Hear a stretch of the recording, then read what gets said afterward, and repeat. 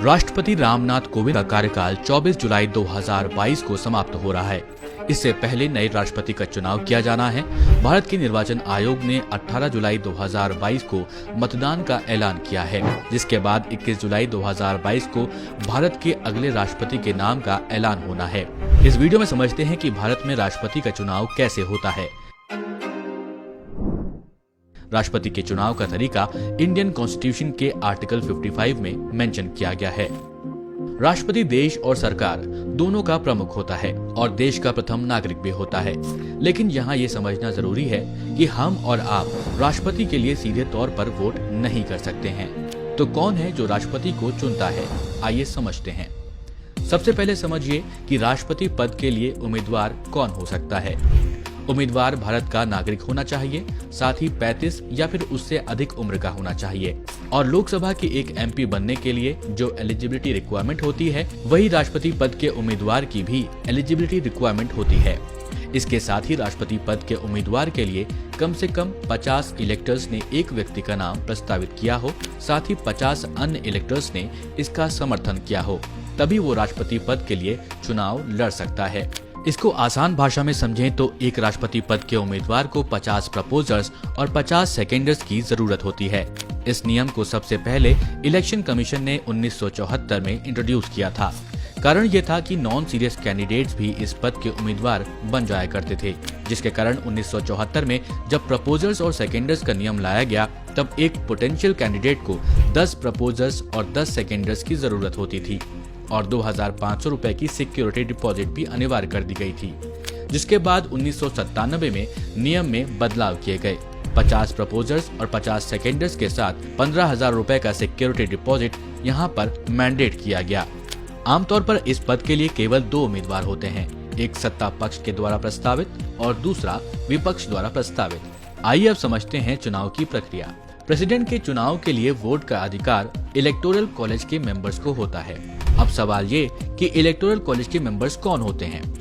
जहां आपको बता दें कि संसद के दोनों सदन यानी कि राज्यसभा और लोकसभा के निर्वाचित सदस्य यानी कि एमपीज और राष्ट्रीय राजधानी क्षेत्र दिल्ली और केंद्र शासित प्रदेश पुडुचेरी सहित सभी राज्यों की विधानसभाओं के निर्वाचित सदस्य यानी एमएलएस इलेक्टोरल कॉलेज के मेंबर होते हैं। यहाँ एक बात ध्यान देने वाली है कि पिछले 2 राष्ट्रपति चुनावों से जम्मू और कश्मीर इस वोटिंग प्रोसेस के लिए एलिजिबल नहीं है।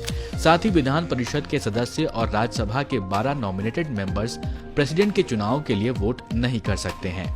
अब इसके पीछे की मैथ्स को 2022 में होने वाले राष्ट्रपति चुनाव के हिसाब से समझने की कोशिश करते हैं। इलेक्टोरल कॉलेज में टोटल इलेक्टर्स हैं 4809, 543 लोकसभा एमपीज और 233 राज्यसभा एमपीज और साथ ही साथ 4033 एमएलएस। अब यहाँ एक वोट की वैल्यू एक नहीं होती है। एमपीज और एमएलएस की वोट वैल्यूज अलग अलग तरह से कैलकुलेट करी जाती हैं। पहले बात करते हैं एक एमएलए की वोट की वैल्यू कैलकुलेशन की। 1971 की जनगणना के अनुसार राज्य की जनसंख्या को राज्य के टोटल नंबर ऑफ एमएलए से डिवाइड करते हैं, फिर जो वैल्यू आती है उसे 1000 से फिर से डिवाइड किया जाता है। इस तरह से एक एमएलए की वोट की वैल्यू निकाली जाती है। अब यहाँ आपको बता दें कि हर राज्य के एमएलए की वैल्यू अलग अलग होती है। जैसे उत्तर प्रदेश में एक एमएलए के वोट की वैल्यू है 208, महाराष्ट्र में है 175, वहीं अरुणाचल प्रदेश में एक एमएलए की वोट की वैल्यू है 8। इलेक्शन कमीशन के अनुसार आज के समय में एमएलए वोट्स की ओवरऑल वैल्यू 5,43,231 है। अब बात करते हैं एक एमपी यानी मेंबर ऑफ पार्लियामेंट की वोट वैल्यू कैसे निकालते हैं। एक एमपी के वोट वैल्यू को निकालने के लिए एमएलएस के टोटल वैल्यू वोट्स को total number of elected MP से डिवाइड किया जाता है। जो वैल्यू आती है वो एक एमपी की वोट वैल्यू होती है। जैसे कि आप एग्जाम्पल में देख सकते हैं, यहाँ पर 5,43,231 जो कि total value of votes of MLAs है, उसको डिवाइड किया गया है टोटल नंबर ऑफ एमपीज यानी 776 से। लोकसभा के और राज्यसभा के मेंबर्स को ऐड करके ये वैल्यू आई है जो कि है 776।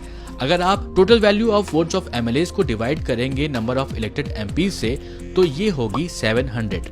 तो ये तो बात हो गई कि वोट वैल्यू कैसे निकाली जाती है। अब इलेक्टोरल कॉलेज की टोटल वोट वैल्यू को देखें तो ये होगी 5,43,200 यानी कि एमपीज की टोटल वोट वैल्यूज प्लस 5,43,231 यानी कि MLAs की total vote values equals to 10,86,431। अब जीत के लिए चाहिए इस वैल्यू का 50% यानी 5,43,216 5,43,216।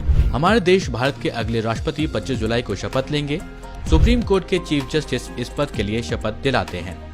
इस वीडियो को लाइक करें, शेयर करें और कमेंट करके हमें अपना फीडबैक जरूर दें।